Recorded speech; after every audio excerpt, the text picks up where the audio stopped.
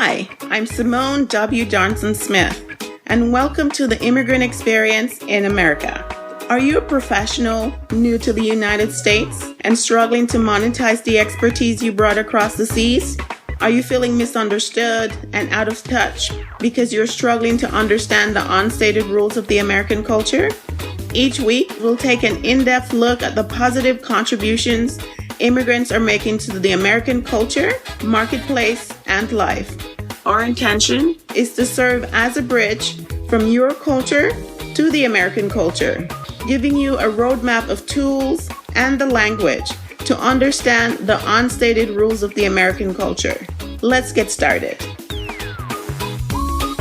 Hello, listeners, and thanks for joining us again on another episode of the Immigrant Experience in America, where we amplify and humanize the experiences of immigrants in the United States and around the world. Today, we have for you Lane Kawaoka. I hope I said that correctly, Lane. Can you please go ahead and introduce yourself to our listeners? Hi, everybody. Aloha. So currently, I own 8,500 rental properties, $1.2 billion of assets under ownership. Some could say we're kind of real estate moguls, but I just wanted to come on today and kind of teach people how we got started and, how, kind of the immigrant story of, just buying little rental properties and just kind of expanding from there. And it's nothing that anybody can't do. Can you tell us a little bit about where you're joining us from today and just maybe a little bit about your family heritage? I'm out here in Honolulu, Hawaii. Grew up here.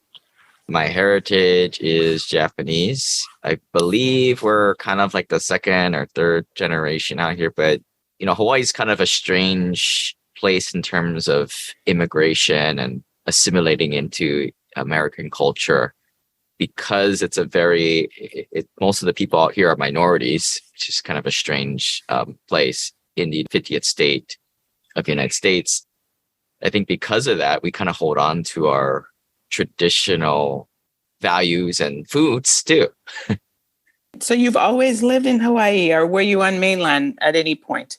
Yeah, I was on the mainland for maybe about a little over 12 years, 14 years. I went to the University in Washington and where I went to school to become an engineer.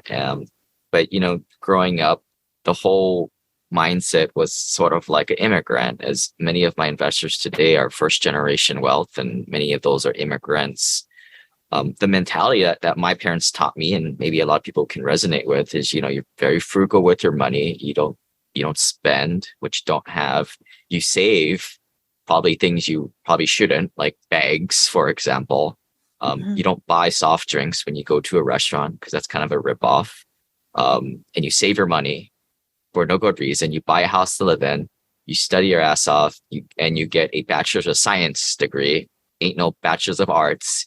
And you become some kind of, engineer, doctor, lawyer, dentist, something hard science like that. And, like growing up, for some reason, maybe just because I was an Asian kid, I don't know, people said I was good at math and science. So you kind of follow a linear path of, maybe I wasn't that good. Maybe because I went to Kumon, I was forced to do that type of stuff.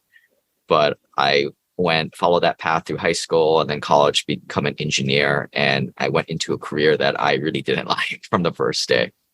And I think that's something that a lot of people out there, at least the people I work with, who are high paid professionals, you went into a profession because of the money.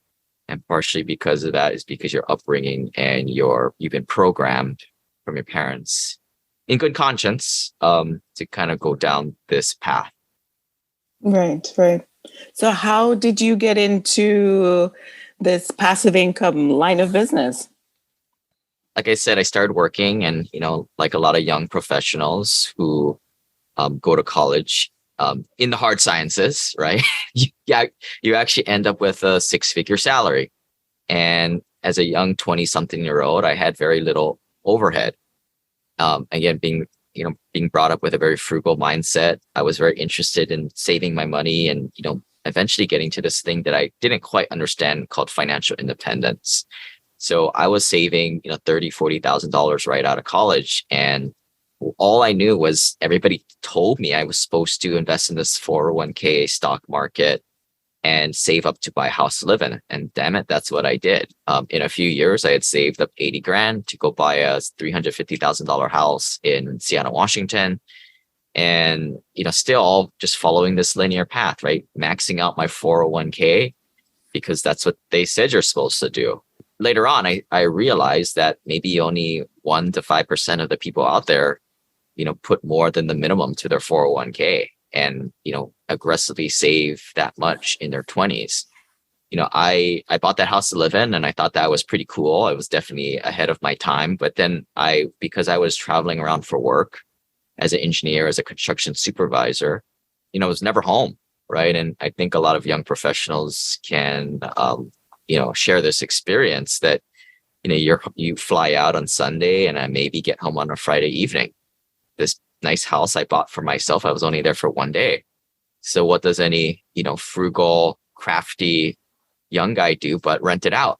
And that's what I did. And at that point, I took a pivot off of this linear path and I discovered the taste of cash flow where, now I had a rental property and I was making money four ways with the property appreciating, the mortgage being paid down by my tenants. So I got the equity build up there, the tax benefits, which we can kind of talk about later, and the monthly cash flow. And that monthly cash flow, although it wasn't very much, that was the aha moment where I was like, wow, if I just rinse, wash, repeat this, I'll eventually be able to not only buy more properties, but be able to quit my day job, which I did not like. And at that point, I kind of, became obsessed with learning about rental real estate and saving more and more of my money. Eventually, I was able to, because I was traveling around for work all the time, I was able to live in the hotel lodging and just kind of bum around. I didn't have any place to live. So my annual savings went up from 30, 40 grand a year to almost $100,000. That all of that was pretty much, to buy more and more rental properties. That's amazing. And this was in your 20s. Yeah, kind of a kooky guy, right? Probably programmed from parents, a lot of my investors today are, come from that immigrant experience where you're taught to be very frugal and save. And, we're kind of talking earlier, like I really believe that when you're under $1 million net worth, or certainly under $500,000 net worth, that immigrant frugalness really, really allows you to save money to buy assets such as real estate. But as we'll talk more, there's a paradigm shift that occurs after $500,000 million net worth where you have to kind of think differently and do different things. It's not a bad thing. There's a little bit of an undertone of you saying, that immigrant mentality of, working to put money aside. But that was smart of you. And I'm sure your life is so much more easier now. You're able to have the type of life that you want and you dictate how you spend your time. Is that right? That's correct. I mean, money's not everything, but it sure makes life a lot easier. And money is allows you to have freedom, financial freedom. But, money allows you to do what you want, with whom you want, where you want, on your terms.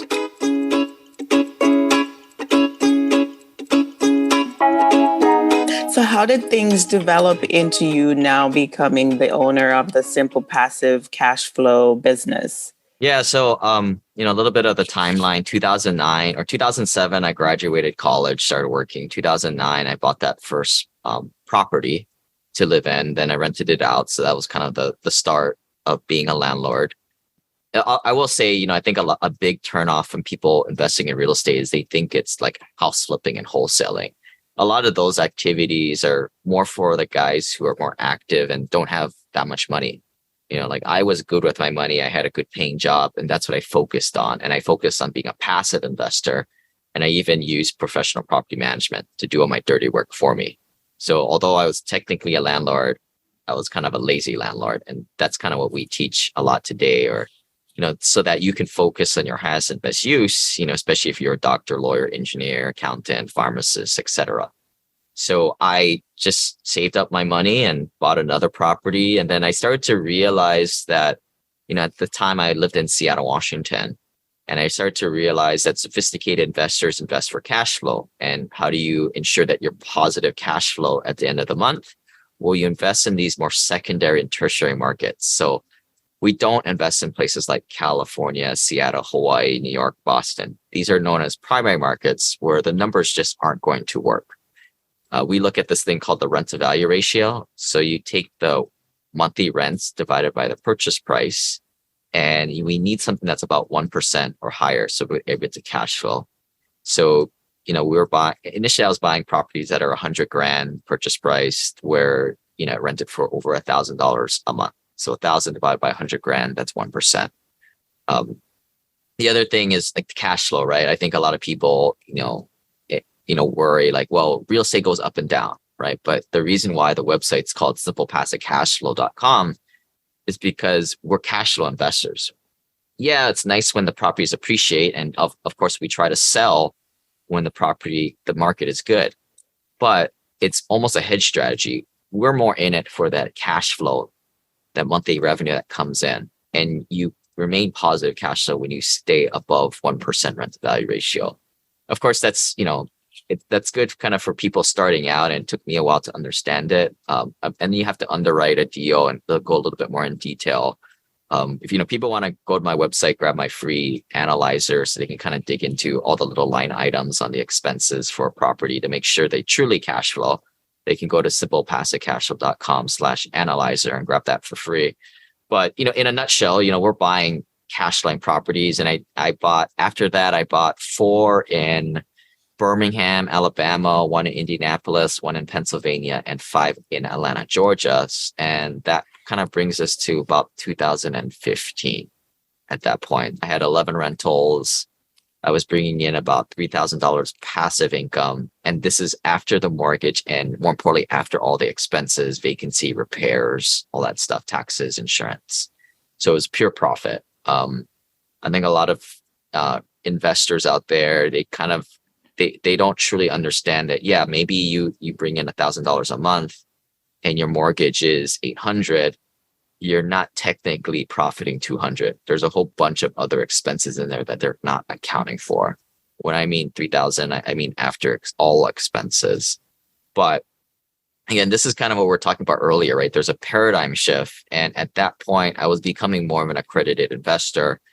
A lot of people start off with rental properties. I mean, a lot of my clients' parents who are the first generation immigrants, they have many rental properties, but they did it all the wrong way. And the mistake is they pay down their properties. And there's probably going to be people who gasp out there. But investing is a game of return on equity. So if you have a lot of equity in your property or your home, the worst thing you can do is pay off the debt. The debt is probably the most valuable thing. What you should be doing is either getting a HELOC, refinance, or selling the asset and taking that equity and buying 2, 3, 4, 5 properties and growing it over time. Of course, you've got to be smart about this. You have to manage your debt service coverage ratios. Basically, you got to make sure you're cash flowing in the other assets, right? Just in case there's a recession. But if you do this prudently, you can vastly grow your net worth. I mean, this is how I was able to safely grow my portfolio so quickly and so safely. And I think that's, a lot of my clients' parents who were the original immigrants, they had that mentality of pay down their properties, which is why they only have a handful of properties paid off now. Sure, their net worth might be $2-3 million, but if you do this in a prudent way, you should be able to grow your net worth past 3-4 million in probably a decade or two, and then off to the races from there. If people want to get more information about this, and there's a spreadsheet we have for people to look at their own portfolios. If they have rental properties, they can go to simplepassivecashflow.com/ROE, standing for return on equity. But, this is where I started to get around other high net worth investors. And I think this is where I made the mistake. And I call this kind of the immigrant mistake, where you're kind of looking out for yourself. You got to be careful, right? Is what our parents teach us. You never know who's a shyster out there. But the people who transcend and get their net worths over $2, $4, $5, $10 million net worth, it's all about playing nice with others. And this is where I kind of found myself joining other mastermind groups, getting around other high net worth working professionals and high net worth folks.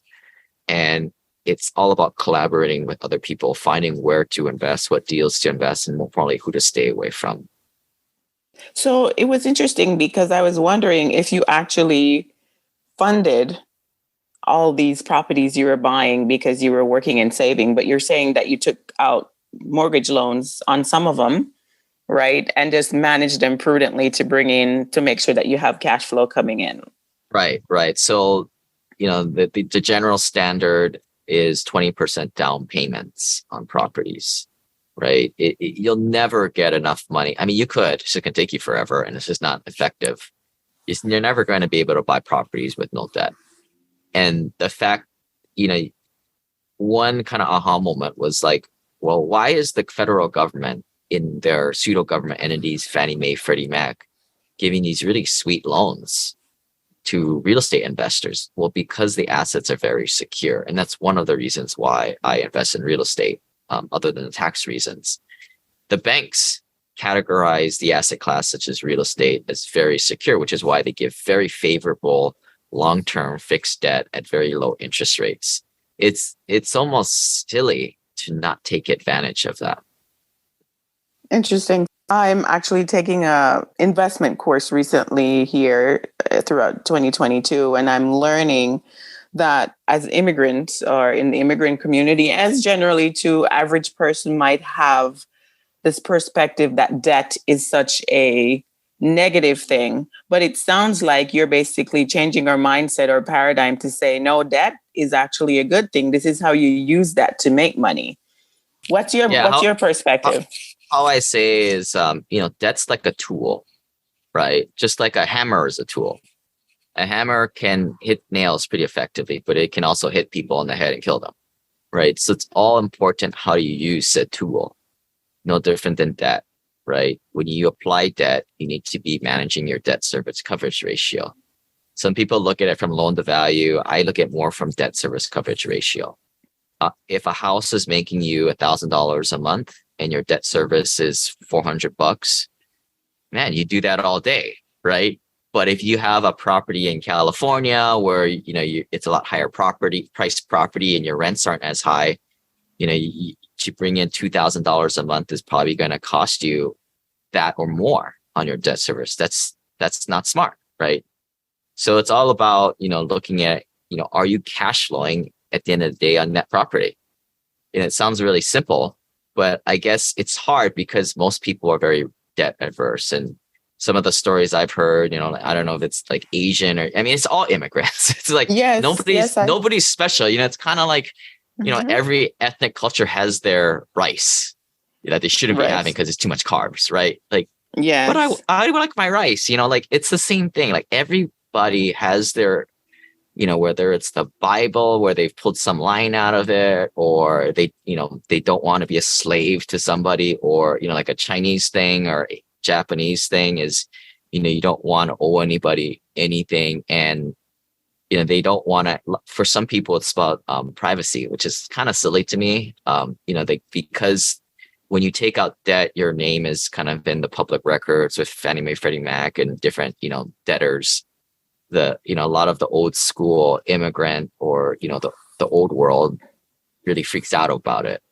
But, if anybody did a Google search on anybody today, they'd probably lose their mind. Right. But for whatever it is, I tell people, look, you just got to get over it. What's more important to you and your family? Let's just take, in the neighborhood I live around here, it's a middle class area here in Hawaii. The houses here are about $1 million in value. People work their whole lives to pay off their debt and own that home outright, which is the wrong thing to do because they have so much lazy equity and they're not doing jack for them. The neighbor here, they could take that money and make 10% pretty easily. Probably could be making 20 to 30%, but we're just going with 10% as a very conservative number. 10% on $1 million is, that's $100,000 a year. That $100,000 a year could be paying for private school education for 2 or 3 kids or grandchildren in this case. Life's about choices, but it is about, education here, right? And that's kind of my passion, is educating people on not just be doing it the lazy way or the way everybody else is doing it. And this is kind of the struggle. I consider myself a smart guy. I went to college, right? And I question things. But for much of my early 20s, I was blindly putting money in the 401k in the stock market because why? Everybody said I should. And I was buying a house to live in, which I don't necessarily agree on for some people. And I'll reiterate that. Like, I do think buying a house to live in is the right move for most people, because most people are really bad at managing their money. They spend more than they make. They don't make enough money. And them buying a house to live in is a forced piggy bank. Kind of thinking about, your unmoney savvy nephew, right? If he gets $5,000, he'd blow it, right? So it's better for him to put his money into the mortgage payments and it's gone. It's out of his grasp. Right. But the people I work with, many who are immigrants, were good savers. We're the silly guys who max out our 401ks right after college every year. We're not buying these frivolous things. And for those people, and I would argue maybe it's like 1% of the population out there, maybe 5%, but it's a very small portion. Those people are better off going in and buying assets that increase their net worth over time. At the end of the day, the most important thing in terms of finances is your net worth and how is it growing. If you're paying off your debt, your net worth is barely growing. Barely. It's just merely keeping up with the pace of inflation. If you're taking your money and you're putting it into assets, and especially if you're value adding those assets, like how we do with the apartments, your net worth is going to grow by leaps and bounds. What I learned in college myself, and I've heard so many times, and I have proven for myself too, when you get a 30-year mortgage, you pay for that thing 2 or 3 times over. So you might think you're paying it off, but all that money, you probably pay that off. You pay so much in interest in a few years. I actually did some calculations recently on somebody's home, and they've already paid for that thing once already. They still have like 15 years left on it, and they've already paid off for the thing. They still owe so much on that mortgage. That's the exact counterpoint, right? Like, that is entirely not true if you took your money and you grew it, right? So it's all about, so you're exactly right. You do spend a lot of money on interest costs, maybe 2 times the amount, right? You pay over time, but you're looking at it myopically. If you would have taken that same down payment and you grew it at 10, 15% every single year, you probably grow your money 3 times more than the entire total interest plus principal payments. And that's what I'm getting at, right? This is just a pure numbers exercise. And I think that's where people, they lose sight of it. They want to pay off the debt to minimize their interest payments. But what they lose sight of is the big picture, which is taking that money that's going and paying off the debt and growing it elsewhere. I mean, from a lot of my investors are engineers, so they get this on the simple level where, why would you want to pay off 5% debt, put money into that and make 5% where you could make 15%? I mean, this is what banks do. We need to understand what the professionals, the banks do. And it's not that hard. What the banks do is they give us, 5%, but they go and take our money and they grow it at 15, 20% plus. Exactly. Why the heck are we not doing that? Right. But because we've been taught otherwise. Everybody behaves and operates a certain way, and we've been taught otherwise. But I'm now coming into the paradigm shift, as you're now sharing on our show today, that we need to start thinking differently about money and not be so debt averse, as you put it. I do recognize it's an uphill battle. I mean, the big shifts for me were, not buying a house to live in. Instead, invest in rental properties or assets. The second one was investing in the 401k mutual funds, because that's just a bunch of retail crap investments, quite frankly. And I'm sorry if that's offensive to some people, but this is where your network comes into play, right? When you're working your day job, or your peer group is non-accredited, under $1 million net worth people, that's just all you have. I mean, myself, I didn't know any accredited investors within my circle. It wasn't until I paid to get into other groups and grew my net worth was I was able to change my circle. And, it's like, I can remember it very vividly when I was a young engineer and you're listening to the 60-year-old talk about Social Security and 401ks. And now I tell people, it's like, you never take financial advice from people who are not financially free. Why the hell would you want to listen to that poor fool who's been in that job for 30, 40 years? Right? But it's hard. If you don't have access to high net worth people, then it's an uphill battle already. And you're definitely going against the grain and going against what your parents taught you or what your family and friends do. But that's why, we created the free podcasts and, for people to kind of educate themselves. And, at the end of the day, it's just math. This is not rocket science. It's not that hard. But for the average person, though, that's one of the American dream is to own a home. Whose dream is that? The National Realtors Association, so they can get their commission, or the National Lenders Association? That's debatable. That's debatable. But when you talk to regular people who they're married with children, that's their goal. They want to buy a home so they have a roof over their head because they don't know otherwise. So how do you speak to those people now on a level where they can really get what you're saying? Because what are the chances of them being in a circle with someone with $500,000 over $1 million where they can get access to some of these investment options that you're talking about? Yeah, I mean, you're exactly right.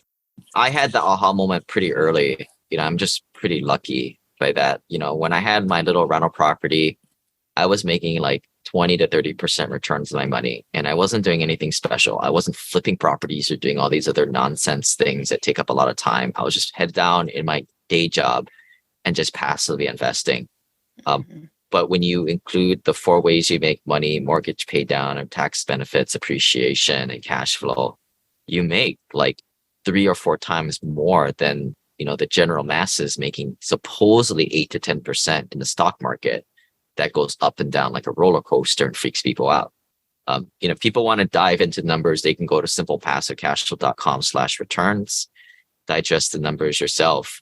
But the options are, you pay down your debt in your house, you're going to make 3 to 5% there. You invest in the roller coaster stock market at 8 to 10% where quite frankly, most of your money is being stolen from you in hidden fees. Or you get off the beaten path and you invest in alternative investments and pick up a rental property or two. I mean, if everybody listened and bought 1 to a few rental properties, they would be financially free in like a third amount of the time. And I think people, if they sat down and downloaded some of our spreadsheets and kind of played out with the numbers, do what the numbers say. The numbers don't lie.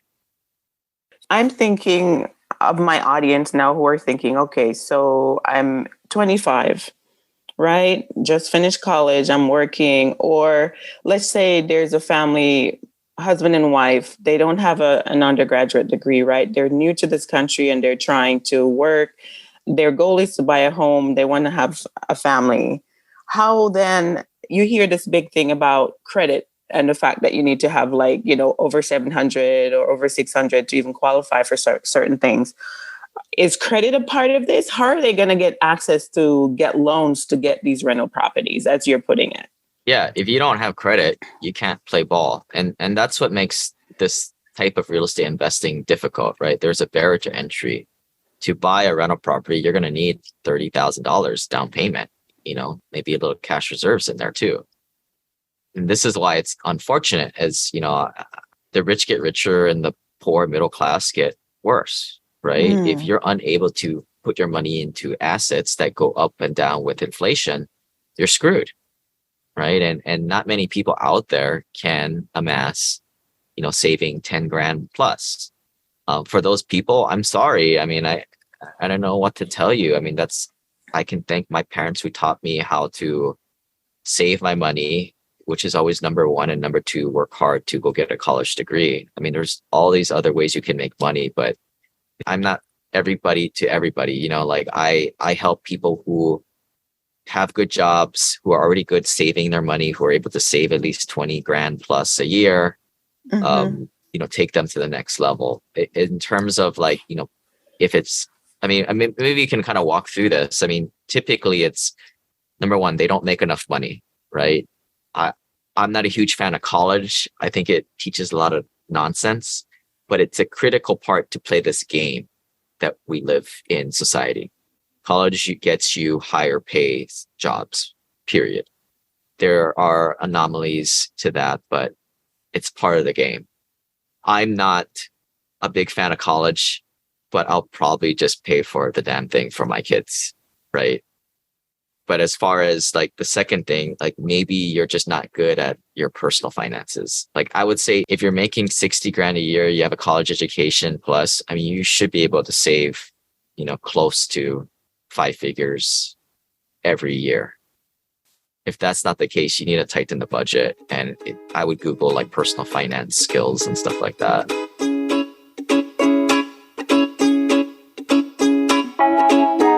Well, you make me stop and think about, okay, what am I doing? Well, I mean, let's dive in. I mean, who's kind of the person you're thinking of out there? Like just say somebody who makes like 100,000. Like, how much are you saying that they should be saving per year? Yeah, I mean, that was myself, right, in my early 20s. I mean, granted, I didn't have kids, right? For those of you with kids, I've got one myself. They are pretty expensive. So I sympathize with that. But this is why you got to get your stuff in order before you have that for people listening. I'm not a big fan of like Dave Ramsey, Susie Orman guys, but those are big influencers and kind of like get yourself started with personal finance. So, there's a lot of, get your budget out, just like with fitness, count your calories, right? Count your income and your expenses and pay down your debt. Dave Ramsey's all about the debt snowball and paying off your debt. So that Dave Ramsey and Susie Orman, they cater towards the very low net worth people who have financial illiteracy and bad finances, right? Where a lot of my people that I work with who are good savers, they should not listen to that at all, right? They kind of point out the paradigms. So basically the goal is if you make 100,000, you're maximizing your savings, which is like, is there a ratio where you say you spend this much percentage, you're saving this much every 2 weeks or every month that you're getting paid, for example? If people are living in high priced places like California, Hawaii, Seattle, and they make 100 grand ain't that much. So maybe if they can save 10 grand of that, but if you're living in a lower cost area, why should you not be able to save 20 grand a year? Folks, if that's you, look for the holes in your budget, right? You're making good money. I have people making less than that and they're able to save a lot more. Right. So the goal is to get savings so you can use towards a down payment on a property that you can use to turn around and bring you extra cash flow. Right. Because, I'm not one of those fake real estate gurus who are trying to teach you to flip houses, wholesale houses, or get rich quick. Right. The type of investing I teach requires you to have money. It's passive real estate investing. If you don't have money, you can't invest. Right. So that's the first step. And then you're teaching folks how to run the numbers, how to find the types of properties that are worth investing in, and then how then to keep this going. Yeah, I mean, we give all that information out for free these days. We work with mainly accredited investors, folks that have a net worth $1 million or more, or, for like, we have a bunch of younger guys who are like doctors or dentists or engineers, accountants that make that high salary. And they jump into large syndications with us, so we'll go as a group, we'll buy kind of like apartment behind, like a 200, 300 unit apartment complex. We'll bring in passive investors and we'll joint venture on it together. Okay, I see. So you mentioned your podcast. What's the name of your podcast? Passive real estate investing via simple passive cash flow. Okay, so people can check you out there as well. Yeah. I mean, we started it back in 2016. Back then, we were kind of teaching folks how to buy remote rental properties because oftentimes the best properties where it meets the numbers or the rent to value ratio isn't going to be in your backyard, especially if you live in California or Hawaii or, places like that. And, it's kind of the remote investor viewpoint. But like I said, after a certain point, I got up to 11 rentals myself. Owning little rental properties is not scalable, and it just makes more sense to go in as a passive investor on a larger venture where, quite frankly, the deals are better because there's less competition going after these medium to large size apartments than your little single family home. Again, for folks to put that lens on, it's all about competition, right? A lot of people cannot rub 100 grand together to save their life, right? But there are still a lot of people who can go after, little rental properties. But as you start to ascend to larger apartment deals where you may need $5, $10, $15 million as a down payment, there's less and less competition for that. And that's kind of the area that we kind of focus in on. So it sounds like we're coming around to saying this immigrant mentality of working hard, earning, and saving your money is basically the way that we're going to acquire this cash for these down payments, right? So it's not not a bad thing. Yeah, it's not a get rich quick thing, right? But it's a get rich surely thing. And the one thing that we didn't kind of touch upon is when you start, why do I invest in real estate? Well, it's a hard asset. It creates cash flow. But I think the biggest thing as an investor, I can invest in whatever I want. But the real estate has these really cool tax benefits, right? You can depreciate the asset and create a paper loss on paper. You might have made $3,000 from an investment, but you shelter that with the paper losses so you don't pay any taxes on it. And for a lot of our higher income earners, what's really cool is, we can do cost segregations, get a whole bunch of these losses. And sometimes they can even use the passive losses to offset their ordinary income. So it becomes very powerful when you have a hardworking, immigrant doctor who makes 600 grand and he lowers his AGI down to 300, effectively saving him $150,000 in taxes. And this is exactly what the government wants you to do, right? This is why they create such incentives for folks, the wealthy, to do.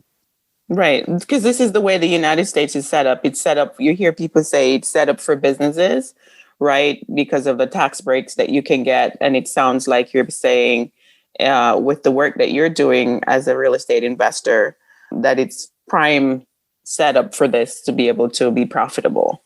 Yeah. And for me, like kind of what personally drives me is, just helping out the hardworking folks out there. A lot of them are immigrants, and a lot of them are just, it's the shrinking middle class. It's not the wealthy people paying taxes out there, right? They have real estate that knocks their taxes down to nothing sometimes, and it's not the poor people living off the government subsidies, kind of just sitting on their butts. Mm-hmm. It's the hardworking folks whose parents, told them to go to school, study hard, or just generally be a big contributor to society. It's the shrinking middle class that powers this country forward.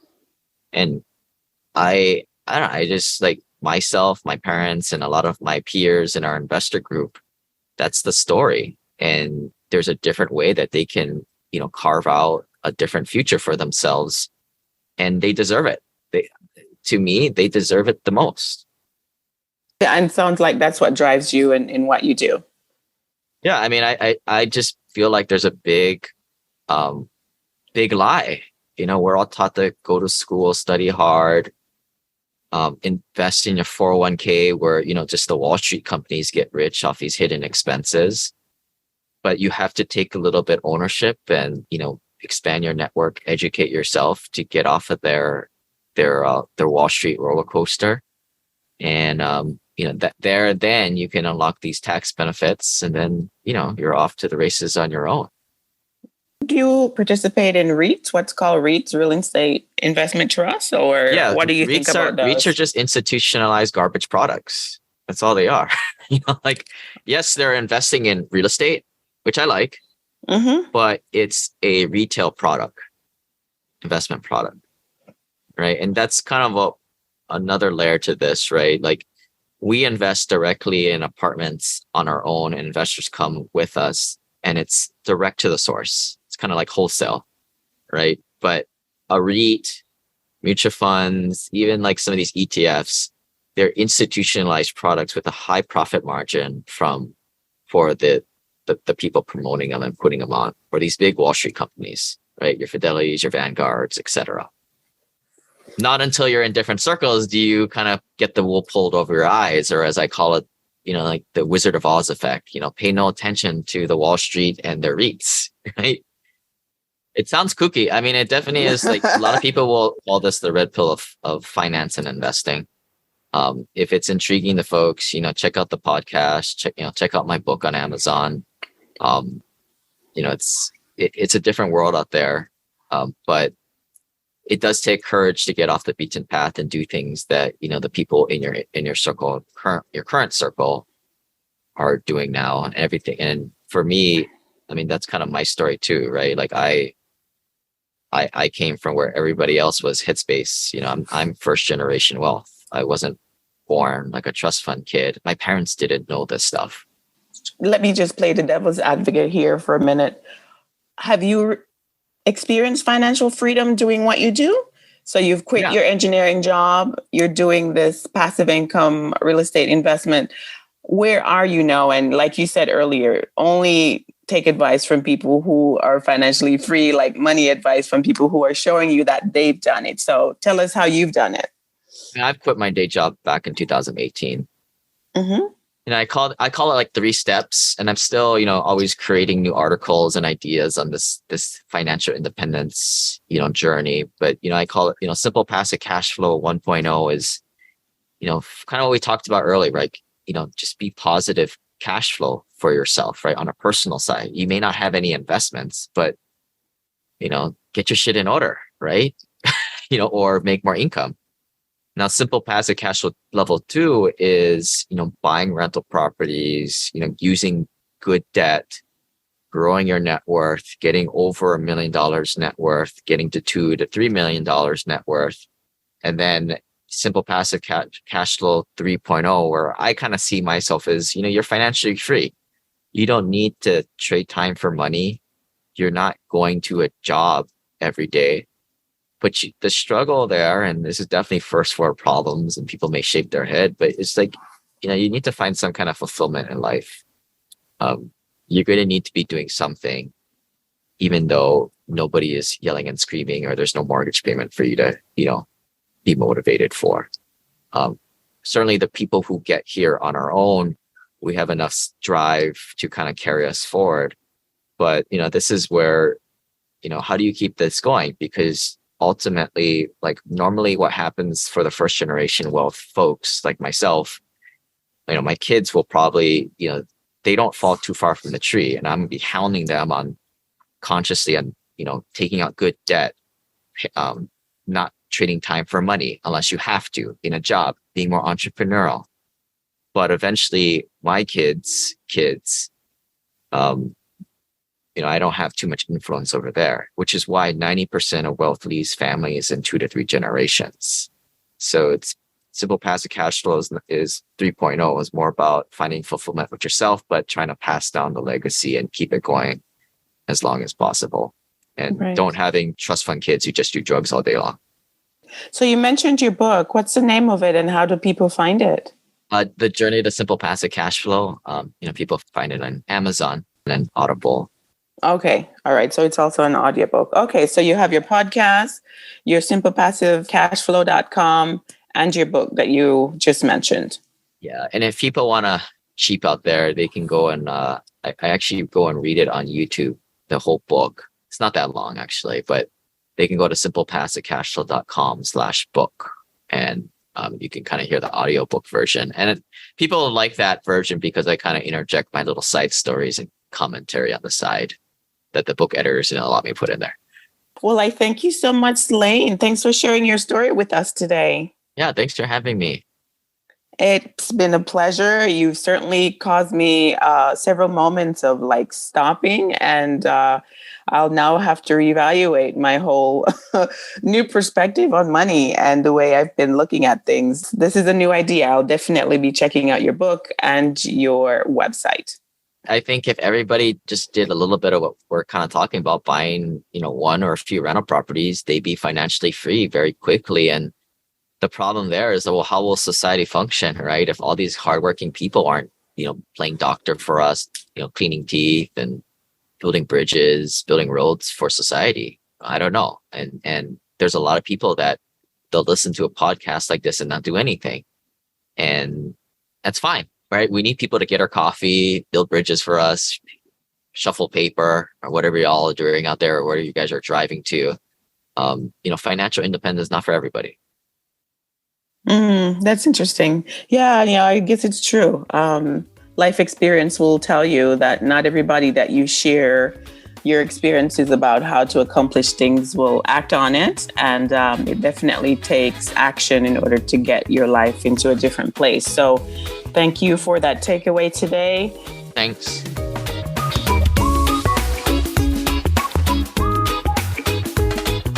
Tune in next week for another episode of The Immigrant Experience in America. As this is a new podcast, we welcome any and all support. If you have not done so already, subscribe on the Apple Podcast app, Google Podcast app, Spotify, Stitcher, or wherever you listen. You can also support us by completing a 5-star rating and review and sharing our podcast with your friends, family, and circle of influence.